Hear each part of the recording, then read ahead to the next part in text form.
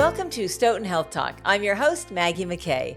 Joining us today is Deanna Hoke, Senior Life Solutions Program Therapist, to discuss understanding mental health and aging. Thank you so much for being here today, Deanna.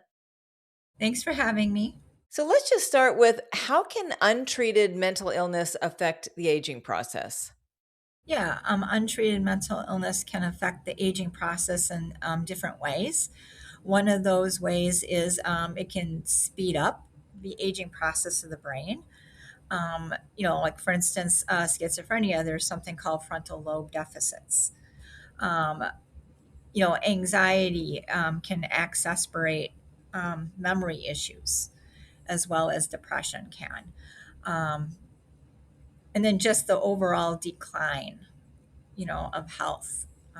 That all contributes to that aging process. How does depression look differently in older adults? It can look differently in older adults where, like, it looks like they're more isolating. They don't do things they used to do, they stay home more. Just a real kind of anhedonia. There's no interest in doing things. But sometimes it can interfere with concentration. And so, it can look like they have memory issues when it's really depression. Interesting. I know a lot of us say we walk into the room and forget why we went in there. And sometimes it's hard to know whether it's just age or distraction or, memory loss. So, what are the signs that somebody should be concerned about memory changes? Yeah, I think it's normal, to miss an appointment every now and then, right? Or walk in a room and, not realize, okay, why did I walk in here?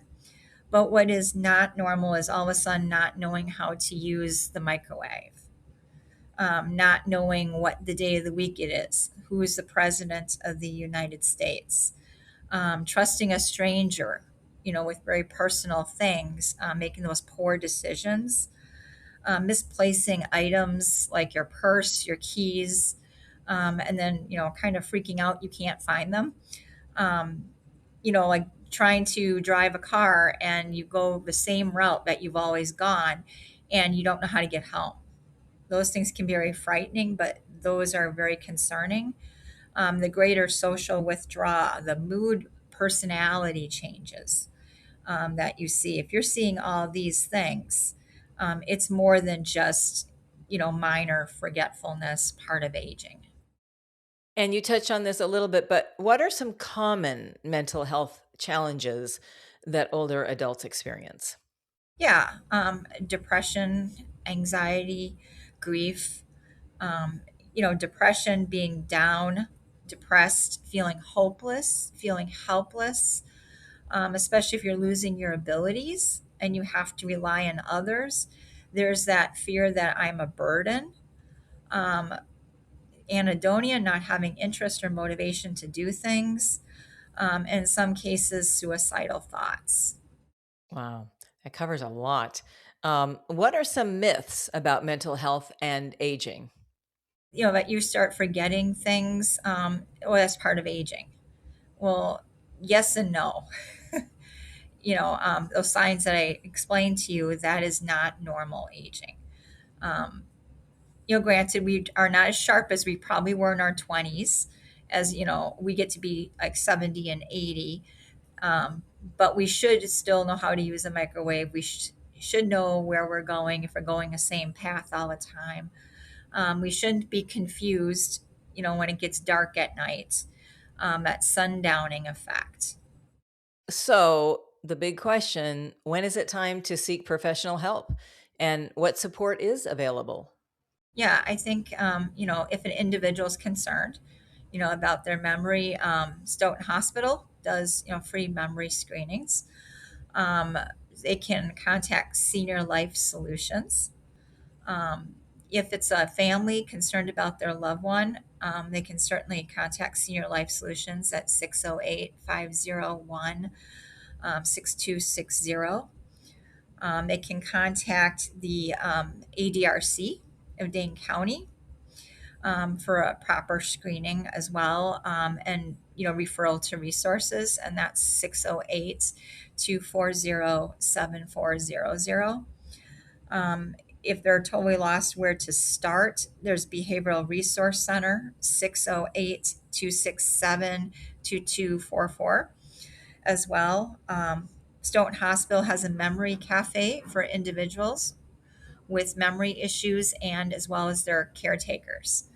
And that's 608-873-2259 and meets once a month at the hospital. So those are a few local resources. Deanna, you mentioned anxiety. What part does that play in mental illness and aging? Yeah, well, anxiety symptoms normally are feeling anxious, on edge, can't sit still, trouble sleeping, irritability, but you look at the aging population, and the anxiety is really great.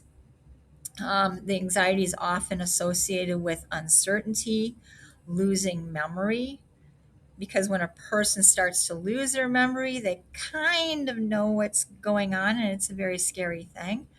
And so it makes that anxiety greater. Yeah. And then, of course, physical health symptoms, the pain can feel worse with anxiety, just like it can with, depression if you're having pain issues. Also, stomach issues, we see an increase in like constipation and diarrhea and other GI problems. So, in closing, Deanna, is there anything else you'd like to add or you would like people to know when it comes to mental health as it relates to aging? Yeah, us at Senior Life Solutions at Stoughton Health Hospital, um, we want people to know that they don't have to go through these things alone. We do have a program where we offer groups, individual and family therapy, and even if they need just resources, they can hit us up for that. And our number is 608-501 6260. And there shouldn't be shame associated with mental illness because I was just talking to someone the other day and um, they were like, "What did I do wrong?